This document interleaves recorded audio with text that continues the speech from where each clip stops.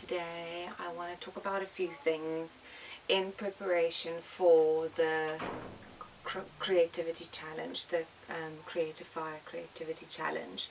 So the first thing I want to talk about is the kind of art that I teach.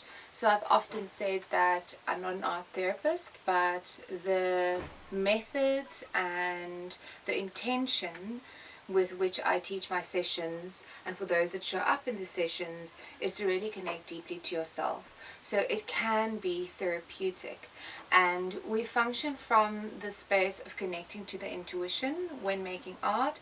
So there's no specific purpose. It's not so much about what you are actually putting out, but more about the process and really dropping into the process. And how to access this state of connection to your intuition is what I want to talk about this morning, specifically in connection to setting up your space for the challenge. So when I teach, I start with a meditation, and this is to help the prefrontal cortex, this front part of your brain, which is the self-checking mechanism. It is the one that's constantly chatting in the background. It's the one that creates narrative. So when you're lost in your thoughts, and yes, you can separate from that narrative and observe them, but when you're lost in your thoughts, you don't often notice how completely scattered and random they are, and the messaging and the patterning of your thoughts can be lost. But when we meditate, we start to first become aware of how random these thoughts are and step into the observation seat. Now, the prefrontal cortex can be helped to go offline by meditation, by taking psychedelics, by being completely lost or allowing yourself to get lost into an activity like art making or playing music. And it's a alert, focused state, and it feels fluid. It feels like things can just happen in that space. So we activate the flow state through meditation, so that the part of your brain that goes, this is not good enough, what are you doing, you don't know what you're doing, oh my word, people are going to laugh at you, this is a waste of time, you should be doing this, you should be doing that, what are you going to do afterwards, blah blah blah blah blah, so that can be quiet.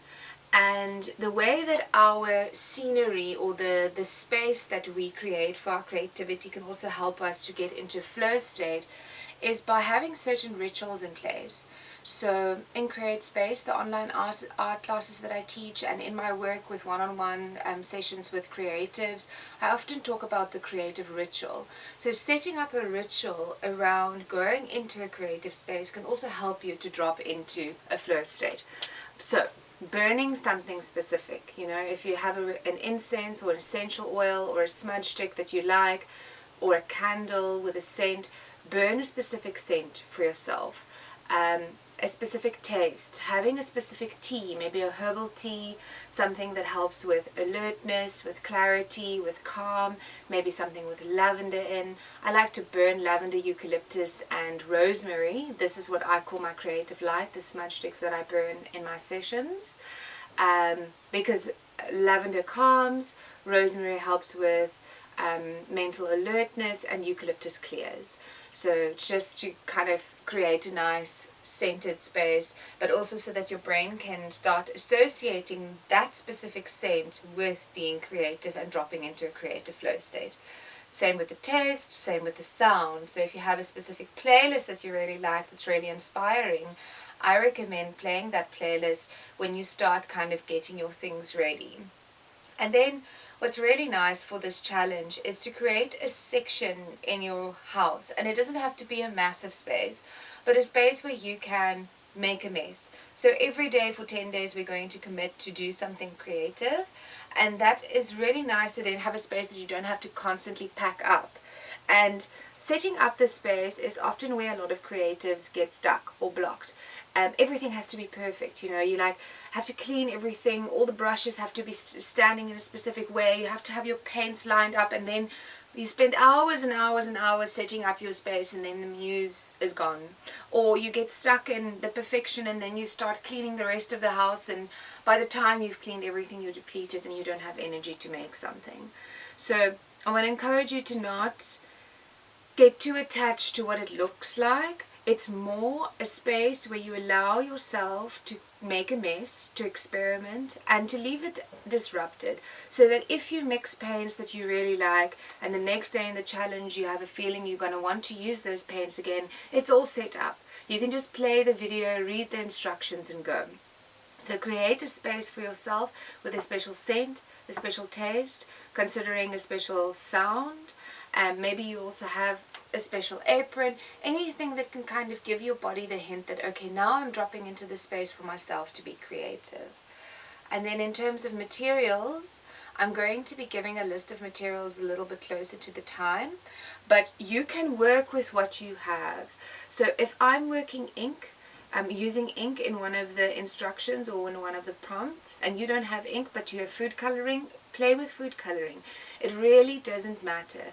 This is also a place where creatives get stuck, that really yearn to connect to their creativity but don't really, or struggle to get there. They get stuck in the perfection of what they need to use, and then they go to an art shop and they buy the fanciest materials, and then they feel too precious to use it. So if you have fancy materials that you've packed away for someday when you're going to have your studio, I recommend you take them out and you play with them. And the entire challenge is going to be around catalyzing the creative process to you. So the prompts might feel very abstract and it might not go into any specific directions. The idea is that you explore further, so that after the 10 minutes or the few minutes that I guide you in a little exploration, you then spend time to deepen your practice if you feel like it. So then you might even start using your special tools and special materials for the kind of abstract experimentation part. And then when you feel like it, you just continue and you make a whole painting. Maybe not. Maybe this is just the start to kind of create a space where you are allowed to be curious and not hold back, you know. This is called the creative fire. Like fire, it burns. We want really this passion to spread through our lives. So I think that's all I have to say about space today, setting up your space. Muse a little bit, put up some things that inspire you. If you have magazine clippings, put up magazine clippings. If you have artworks that inspire you, of artists that you've bought, put that up. Make a beautiful space for yourself. When that is that's actually one of the biggest first steps, is to commit a space, and a space within yourself, a space within your schedule for your creativity. And this reminds me also, now I'm speaking space, it reminds me of another space, which is the visual diary. This is an extremely valuable practice to invest in if you want to be more creative. To have a space where you can brain dump. We're going to be doing some writing in this challenge. We're going to be doing informal collages. I might challenge you to go outside. I'm not absolutely sure what all the things is that I'm going to teach you. I'm also going to let the process guide me.